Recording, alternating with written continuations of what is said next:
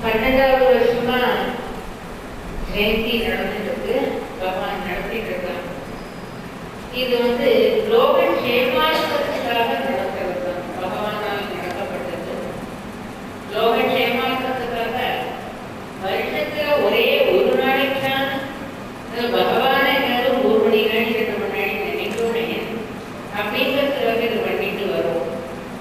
வந்திருக்கிற பக்த ஜனங்களுக்கு எனக்கு ரொம்ப சந்தோஷம். பரிபூர்ணமான ராதே கிருஷ்ணா எல்லாருக்கும். ராதே கிருஷ்ணா அப்படிங்கிற வார்த்தைக்கு எத்தனையோ விதவிதமான அர்த்தங்கள் உண்டு. அது நீங்கள் பழக பழகதான் தெரிஞ்சுக்க முடியும். அதனால வந்திருக்கிற எல்லாருக்கும் நான் ஒரு விஷயமா ராதே கிருஷ்ணா சொல்லிக்கிறேன். அப்புறம் இன்னொரு விஷயம் என்ன அப்படின்னு கேட்டா, குருஜி அம்மாவுக்கு கொஞ்சம் இப்போ அதிக நாளை உட்கார முடியாததுனால குருஜி அம்மா மட்டும் இப்போ எழுதுது மாற்று போலாம் அப்படின்னு இருக்காங்க. ஆனா பக்தர்கள் எல்லாரும் உட்கார்ந்து பெரிய ஒரு அதிசயம், ஒரு ஆனந்தம், ஒரு ஆச்சரியம், நீங்க இது வரைக்கும் அனுபவிச்சிருக்க முடியாத ஒரு அதிசயமான ஒரு உபன்யாசம் கேட்க போறேன். அது தயவு பண்ணி யாரும் இழந்துடாதீங்க. அதனால உட்கார்ந்து அந்த உபன்யாசம் முடிஞ்சு பகவானோட அருளை வாங்கிட்டு 2வது ஆகாரமும் உண்டு. எல்லாரும் அதனையும் ஸ்வீகரிச்சுட்டு பகவானுடைய பிரசாதத்தை ஸ்வீகரிச்சுக்கோங்க. ஸ்வீகரிச்சு அதுக்கப்புறம் கலந்துக்கோ. இது பெரிய ஒரு அதிசயமான ஆனந்தமான ஒரு அதிசயம் அப்படின்னு நீங்க கேட்டதுக்கு அப்புறமா அது புரியும். நான் சொன்னா கொஞ்சம் அதிகமா இருக்கும். ஆனா இதே வார்த்தையை யாராலும் கேட்டவா இருந்தால் அவ சொன்னா அது சத்தியமா தெரியும். கேட்டதுக்கு அப்புறம் உங்களுக்கே அது புரியும். பெரிய ஒரு அதிசயம். அதை இருந்து எல்லாரும் அனுபவிச்சு அதே சமயம் பிரசாதத்தையும் ஸ்வீகரிச்சுக்கிட்டு போகும். உறுதியமாக கொஞ்சம் இப்போ சில காரணங்களுக்காக கிளம்பிட்டு எல்லாரும் ஆனந்தமா பகவானை பார்க்கணும். ராதே கிருஷ்ணா. எல்லாரும் திருப்பி ராதே கிருஷ்ணா சொல்லுவோம். ராதே ராதே கிருஷ்ணா. ஜனங்களோட வசனம் தொடரும். பிரிய கிருஷ்ண அஷ்டோத்தர சதநாமாவளி. அதன் பிறகு கிருஷ்ணனின் உபன்யாசம் நடைபெறும். பக்த ஜனங்கள் அனைவரும் இதே அனுபவம் அங்கேதான் சொல்லுவார். ராதே கிருஷ்ணா.